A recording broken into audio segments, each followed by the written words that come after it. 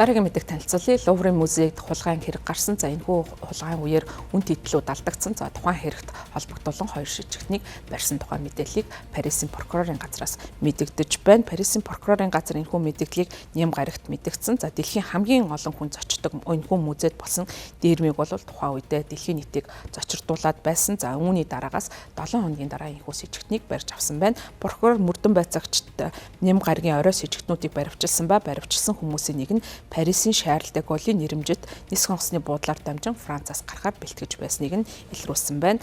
За Францын хэвлэл мэдээллийн хэрэгслүүд болох BFM TV болон Le Français зэрэг сонинуудад мэдгдснээр 2 шижигтнийг баривчилж цагтан хорсон гэж мэдээлж байсан. За Парисын прокурор Лоре Бикау баривчилсан хүнийг бол яг хэд байсныг батлаж мэдэгдээгүй байна. За Бикаугийн мэдгдснээр зэвсэг дээрэм ноцтой хулгай, урлагийн хулгай хариуцсан цагдаагийн тусгай Мөрдөн байцаагчид баривчилгааг хийсэн гэж мэдэгдэж байна.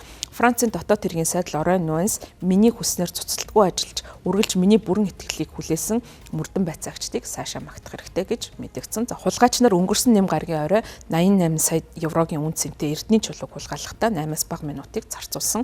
За энэ нь бол тухайн үедээ олон нийтийн гайхширлыг төрүүлж байсан. Францын албаныхан хулгайчид Луврын музейн басад руу өргөгч ашиглаж хэрхэн авир цонхоор цонхыг хүчээр онгойлгон үзмрийг хайрцаг эвдэж цугцсан тухай бол тайлбарлаж байсан. За урлагийн гэмт хэргийг мөрдөгч Артур Бранд тухайн хулгайчтай холбоотой судалгааг танилцуулахдаа үн тэтгэлийн хулгайчид энэ удаа хулгайсан хүмүүс анхны удаа ийм дээрмийг хийгээгүй гэж мэдгдсэн. За энэ нь бол тэдгээрийн үйлдэлс тодорхой харагдсан юм байна. За Амстердамаас энэхүү урлагийн гэмт хэргийг мөрдөгч Артур Бранд ярихдаа Францын цагдаа нар ердөө 1-7 хоногийн дотор 2 хулгайчийг мөрдөн байцааж байгаа нь бол гайхалтай хурдтай ажиллаж байгаа хэрэг гэж хэлээд үн тэтлүүд бүрэн бүтэн Францад байгаа гэдгийг нэмж мэдгдсэн байна. За Ням гарагийн өглөө болсон баримтлагын тарах мэдээллийг хэвлэлд алдагдсны дараа Бикау ийм мэдээлэл алдагдсан хулгайлагдсан үн тэтлийг олж авах бүх гэмт хэрэгтнийг баривчлахад ажиллаж байсан 100 гаруй Мөрдөн байцаагчийн ажилд саад учруулж болзошгүйг анхааруулсан байна.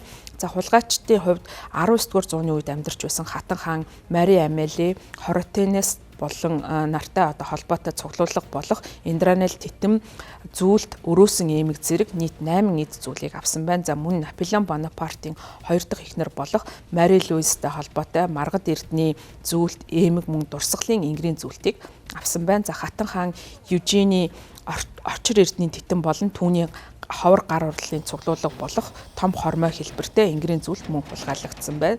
За энэхүү хулгайн нэг хэсэг болж байсан Южин хатны 1300 гаруй очир элемийн чулуутай маргад эрдний титэмд хожим музейн гаднаас гэмтсэн боловч буцааж авах боломжтойгоор олдсон байгаа юм. За ямар ч байсан хэргийг холбогдсон этгээдүүдийг баривчилж байна. За цаашдаа тухайн алдагдсан эрдний чулуунуудыг олж авах. За буцааж музейд нь аваачих ажил бол явагдана. За мөн музейтэй холбоотой харуул хамгаалтын үйл ажиллагааг чангаруулах шаардлагатай гэдгийг энэхүү гэмт хэрэгээс харж болохоор байна.